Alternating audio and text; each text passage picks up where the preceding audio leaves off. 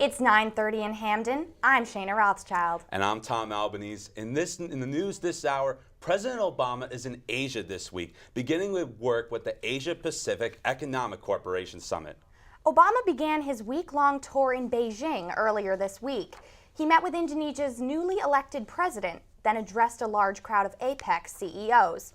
In his speech, he highlighted the economic growth the region has seen and the importance of the ties between the United States and Asia. Obama's tour ends later this week in Myanmar and Australia. The United States is officially back on the list of countries without cases of Ebola. This comes after the last patient being treated for the virus was released from Bellevue Hospital in New York on Tuesday. He originally came into contact with the virus while working with Doctors Without Borders to treat Ebola patients in Guinea.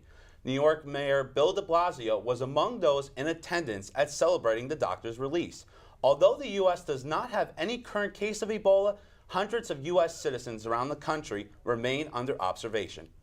Earlier this week marked the 25th anniversary of the fall of the Berlin Wall. The wall was a barrier that physically and symbolically divided the country and the world. Its fall was a symbolic end to the Cold War.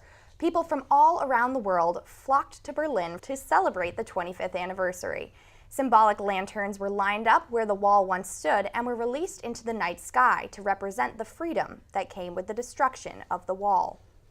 U.S. Coast Guard and the California Highway Patrol were among the agencies that helped to rescue a 4-year-old boy on Monday. The young child fell 238 feet down a cliff at Bodega Bay in Sonoma Coast State Park.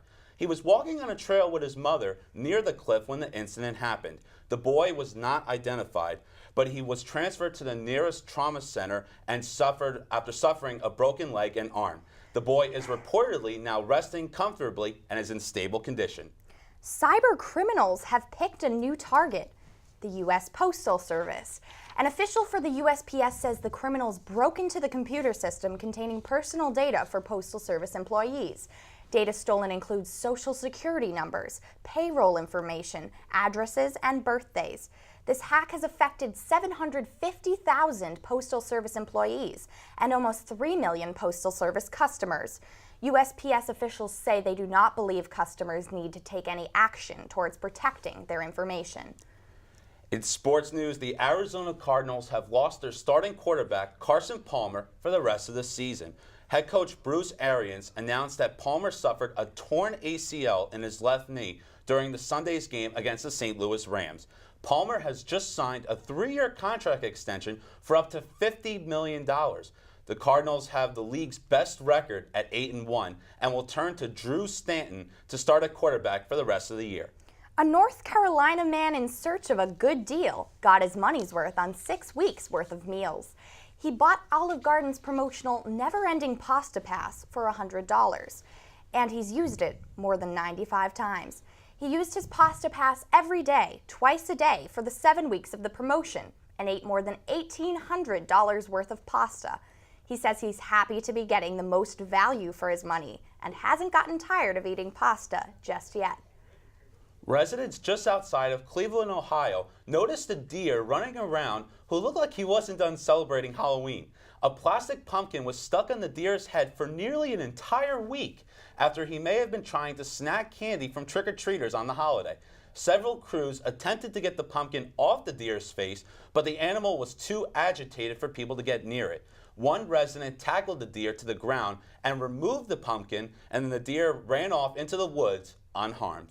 And now a look at the weather. It's been pretty mild for mid-November so far, but tomorrow it's going to get chilly. Arctic air is on the move down to us here in Hamden, and temperatures will drop to the mid-40s over the weekend. It's going to be partly cloudy, and we could possibly have temperatures below freezing in the next couple of days, especially at night.